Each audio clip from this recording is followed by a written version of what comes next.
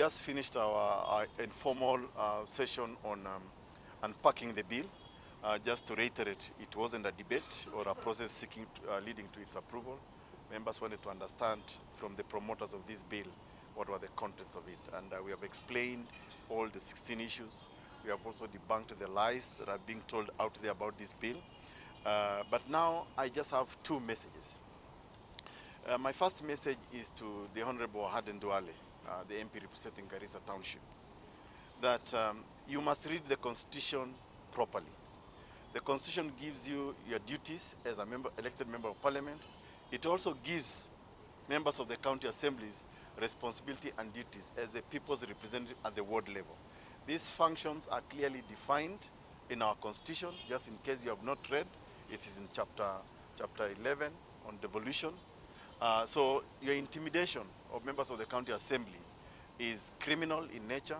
In fact, I would have expected that the DCI, Mr. Kinoti, could have summoned you by now to record a statement why you uttered such words, intimidatory words. So this country has bestowed upon MCAs the responsibility of approving any bill sponsored through the popular initiative. Nobody else can begin the process of approval but members of the county assembly. That is the law and that's the Constitution. So any threat to them is inconsequential but remains criminal in nature. I also have a message to President Uhuru Kenyatta, and I want him to pass this message to his political brother Raila Amolo Odinga, who has come out into the open to oppose this bill for some very frivolous reasons. Now that he wants to play politics, I will ask President Uhuru to relieve Raila of his functions as the AU representative, to come and play politics, to stop pretending that he's representing Kenya or Africa AU on infrastructure, but at the same time playing politics with this. Raila should stop playing politics with the lives of people. I don't see why anybody will be opposed to more money coming to the wards, to the counties, in order to give our people services, because that is the essence of developing this country, making sure that services reach each and every part of this country. After this session, members of this county assembly have also noted the problem with the judiciary. We believe that the judgment or the order given by Justice Macau is in itself very unconstitutional, because you cannot amend constitutional timelines by way of an order. The constitutional timeline given to the county assemblies is static. It's a maximum of 3 months. So if he takes away the 14 days, how will these county assemblies recover those 14 days without a constitutional crisis? Yet that is the mandate. And I also want to draw parallels to his decision on this case compared to the Building Bridges Initiative case that our party has taken before him. He has presided over the Building Bridges petition against the petition against the Building Bridges brought by Thirdway Alliance Kenya. For 7 months, he has refused to give any conservatory order or even allowed any hearing of any application or the petition itself in total.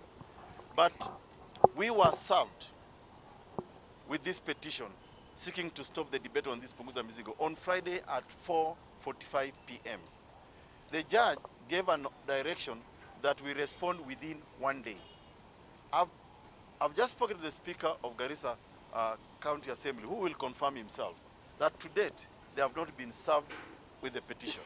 The speakers of Mandera, Wajir, Marsabit, Turkana, and all the far-flung counties, including even the closer one like Nakuru, Embu, Muranga, where we have been so far, all confirmed they have not been served with the petition.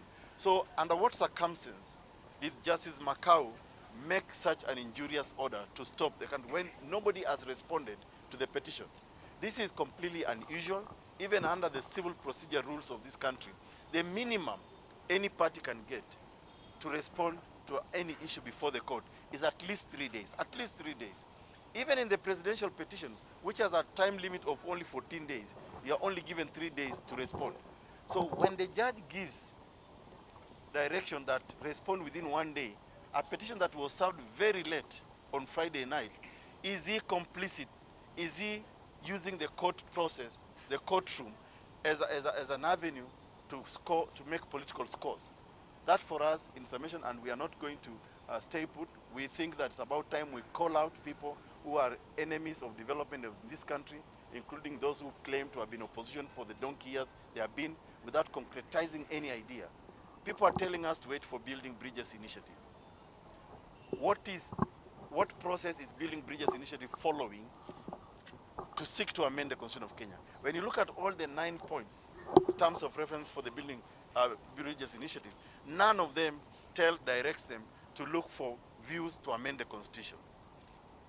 You can only amend the Constitution of this country via 2 ways: through parliamentary initiative, which is provided for in Article 256, or through the popular initiative, which is provided for in Article 257. And that is what Thirdway Alliance Kenya followed.